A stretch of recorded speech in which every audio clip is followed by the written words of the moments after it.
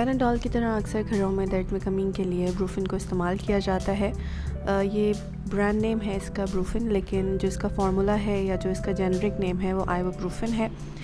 Brufen जो tablet आती है वो 2 डोजेज़ में आती है, एक 400 mg की डोज़ में आती है, एक 600 mg की डोज़ में आती है। इसके अलावा सिरप भी आता है ब्रूफिन का, जो ज़्यादातर बच्चों को दिया जाता है 200 mg पर 5 ml, यानी कि 1 टीस्पून जब आप उसका लेंगे 5 ml का तो उसमें 200 mg की डोज़ मौजूद होगी।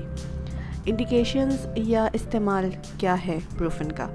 तो ब्रूफिन को पेन में दिया जाता है, जिसमें में अगर कहीं दर्द हो रहा हो। इसके अलावा बुखार में ब्रूफिन को दिया जाता है, फ़ीवर में, इन्फ्लेमेशन यानी सोजिश में ब्रूफिन को इस्तेमाल किया जाता है।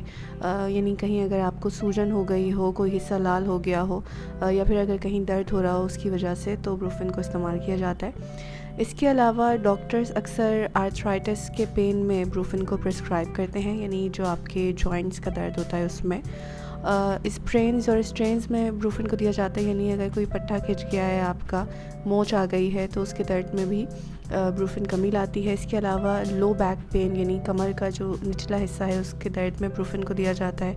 सर्जरी अगर किसी किस्म की हुई है तो सर्जरी के बाद दर्द को कम करने के लिए ब्रूफिन को दिया जाता है। मेंस्ट्रुअल क्रैम्प्स में ख़वातीन दर्द में कमी के लिए ब्रूफिन इस्तेमाल करती हैं, दांतों के दर्द में, और इसके अलावा बुखार में ब्रूफिन को इस्तेमाल किया जाता है। अच्छा, ब्रूफिन एक सिम्प्टोमेटिक ट्रीटमेंट आपको देता है, यानी इलाज नहीं कर रहा ब्रूफिन।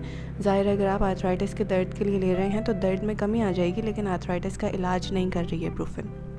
इसके अलावा अगर आपको ब्रूफिन लेनी है तो बेहतर है आप खाने के साथ लें। खाने के बगैर लेंगे तो हो सकता है कि आपके स्टमक में इरिटेशन हो ब्रूफिन लेने की वजह से। कॉन्ट्राइंडिकेशंस यानी वो कौन से लोग हैं जिन्हें बिल्कुल मना है ब्रूफिन का इस्तेमाल। अगर आपको कभी एलर्जी हुई हो ब्रूफिन के इस्तेमाल से पहले, तो दूसरी बार कभी भी ब्रूफिन का इस्तेमाल मत कीजिएगा। इसके अलावा अगर आपने कोई ऐसी मेडिसिन इस्तेमाल की हों जिनके फार्मूले में एनसेड लिखा हुआ हो, एस्पिरिन लिखा हुआ हो, या फिर आइबुप्रोफेन लिखा हुआ हो, और उससे पहले अगर आपको एलर्जी हो चुकी हो, तो इसके बाद फिर ब्रूफिन मत लीजिएगा, क्योंकि ऐसी दवाओं के बाद एलर्जी से मुमकिन है कि ब्रूफिन से भी एलर्जी होगी। इसके अलावा जिन्हें दिल का मर्ज़ है, जिन्हें गुर्दे का मर्ज़ है, वो लोग ब्रूफिन नहीं ले सकते। जिन लोगों को अल्सर है वो लोग नहीं ले सकते, क्योंकि अल्सर में क्योंकि अंदर ब्लीडिंग होती है, इसलिए चांस होता है कि ब्रूफिन उस ब्लीडिंग को बढ़ा सकती है। जिन लोगों को एक्टिव ब्लीडिंग हो रही हो, यानी कोई ऐसी चोट लगी हो आपको अंदरूनी या बैरूनी कि जिसमें खून बह रहा हो, तो उसमें ब्रूफिन को नहीं ले सकते। सेम रीज़न यही कि ब्लीडिंग बढ़ा सकती है ब्रूफिन, और प्रेगनेंसी के आखिर के 3 महीने में इसको लेना बिल्कुल मना है। प्रिकॉशंस यानी वो कौन से लोग हैं जिन्हें एहतियात करनी चाहिए ब्रूफिन लेने से। तो वो ख़वातीन जो बेबी कंसीव करना चाह रही हों, प्लान कर रही हों बेबी के लिए, वो ब्रूफिन ना लें। इसके अलावा वो ख़वातीन जिनके बच्चे मदर फीड पे हैं वो ना लें, क्योंकि ब्रूफिन का कुछ हिस्सा मदर फीड के ज़रिए बेबी में चला जाता है। प्रेगनेंसी के दौरान वैसे तो कोई भी दवा ख़ुद से नहीं लेनी चाहिए, लेकिन ब्रूफिन बिल्कुल मना है प्रेगनेंसी में। सिर्फ़ अगर आपकी किसी मेडिकल कंडीशन की वजह से आपकी डॉक्टर प्रिस्क्राइब करे तो बात अलग है। इसके अलावा जो आपकी प्रिस्क्राइब डोज़ हो उससे ज़्यादा कभी भी नहीं बढ़ना चाहिए किसी भी दवा में, और ब्रूफिन के लिए भी यही रूल इस्तेमाल होता है कि जितनी डोज़ डॉक्टर ने बताई है उससे ज़्यादा मत लें। दिन में 1 दफ़ा, 2 दफ़ा, 3 दफ़ा, इससे ज़्यादा से ब्रूफिन मत लें, क्योंकि इसके आपको फिर नुकसानात सामने आने लगेंगे फ़ायदे से ज़्यादा।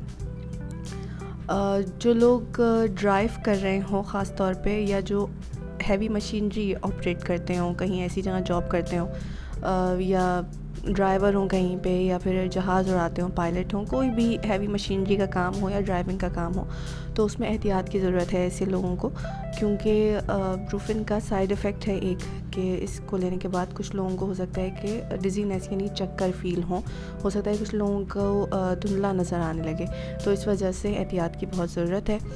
इसके अलावा हम ड्रग इंटरैक्शंस की तरफ आ जाते हैं, यानी कि वो कौन सी दवाएं हैं जिन्हें ब्रूफिन के साथ नहीं लिया जाता। इसकी पूरी लिस्ट यहाँ पे मौजूद है। इसके अलावा कैच कॉन्सेप्ट्स का फेसबुक पेज है, उस पर भी ये लिस्ट मौजूद है, आप वहाँ जाके भी देख सकते हैं डिटेल में। कुछ एनसेड्स हैं जिन्हें आप ब्रूफिन के साथ नहीं ले सकते। इसके अलावा दिल की अमराज की कुछ दवाएँ हैं, कैंसर की दवाएँ हैं, किडनी के पेशेंट्स की दवाएँ हैं, तो बहुत सारी दवाएं हैं, पूरी लिस्ट है। उसके साथ ब्रूफिन नहीं ली जा सकती, इसीलिए जब भी अपने डॉक्टर के पास जाएं वो आपको ब्रूफिन प्रिस्क्राइब करें, और पहले से अगर आप दवा ले रहे हों कोई तो उसको ज़रूर बताएं, क्योंकि हो सकता है कि वो ब्रूफिन को बदल के आपको कोई और दवा दे। ड्रग इंटरेक्शंस का मतलब ये होता है कि अगर आप दोनों दवा साथ में ले लेंगे तो या तो दोनों दवाओं का असर कम हो जाएगा या दोनों दवाओं का असर ज़रूरत से ज़्यादा बढ़ जाएगा, और ये दोनों बातें बहुत ज़्यादा नुकसानदेह साबित हो सकती हैं। इसलिए यहाँ पे ड्रग इंटरेक्शंस का जिक्र करना ज़रूरी था। अब हम साइड इफ़ेक्ट्स की जानिब आ जाते हैं। साइड इफ़ेक्ट्स बताने से पहले एक डिस्क्लेमर देना बहुत ज़रूरी है।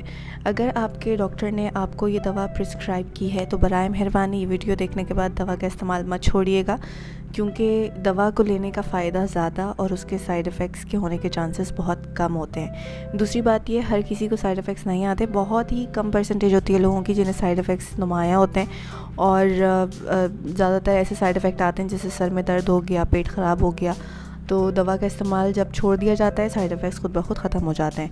तीसरी बात ये कि यहाँ साइड इफ़ेक्ट्स मेंशन करना इसलिए बहुत ज़रूरी है कि अगर आपको कोई सीरियस साइड इफ़ेक्ट आए, जैसे कि आगे मैं ज़िक्र करूँगी, तो उसको फ़ौरी अपने डॉक्टर को रिपोर्ट करें और उसको समझें कि ये दवा का साइड इफ़ेक्ट है, और फिर उसके बाद डॉक्टर आपकी दवा को बदल देगा या दवा को रोक देगा, ताकि फिर आपका साइड इफ़ेक्ट ख़त्म हो जाए और आपकी तकलीफ़ में इजाफ़ा ना हो।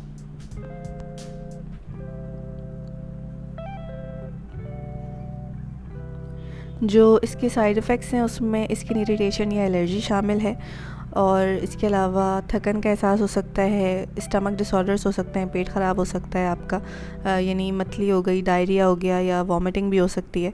इसके अलावा सर दर्द शामिल है इसके साइड इफ़ेक्ट में। डिज़ीनेस यानी चक्कर आ सकते हैं, और ब्लीडिंग हो सकती है, जैसे अल्सर के बारे में ज़िक्र हुआ था कि ये ब्लीडिंग करवा सकती है दवा, तो इस वजह से इसमें कॉशियस रहने की ज़रूरत है। अगर आपको कभी कहीं पेन महसूस हो इस दवा को लेने के बाद, वैसे तो ज़्यादातर आप इसे as a pain killer use करेंगे, लेकिन अगर इसका साइड इफ़ेक्ट आ रहा है आपके किसी ऑर्गन पे, तो हो सकता है आपको तकलीफ़ महसूस हो, पेन महसूस हो, तो आप अपने डॉक्टर को बताएं। अगर सांस लेने में तकलीफ़ हो तो अपने डॉक्टर को रिपोर्ट करें। अगर आपका विज़न धुंधला होना शुरू हो जाए, कहीं पे सूजन होनी शुरू हो जाए दर्द के साथ, या फिर अगर आपका ब्लड प्रेशर बढ़ना शुरू हो जाए, तो ये तमाम चीज़ें अपने डॉक्टर को रिपोर्ट करें ताकि वो आपकी दवा को चेंज करे और इसको रोक दें। सो होपफुली ये वीडियो आपके लिए यूज़फुल साबित हुई होगी। सी यू नेक्स्ट टाइम, और इस तरह की मज़ीद वीडियोस देखने के लिए please subscribe to the channel, और अपने लव वंस के साथ इस कंटेंट को शेयर कर सकते हैं आप। Thank you so much for watching.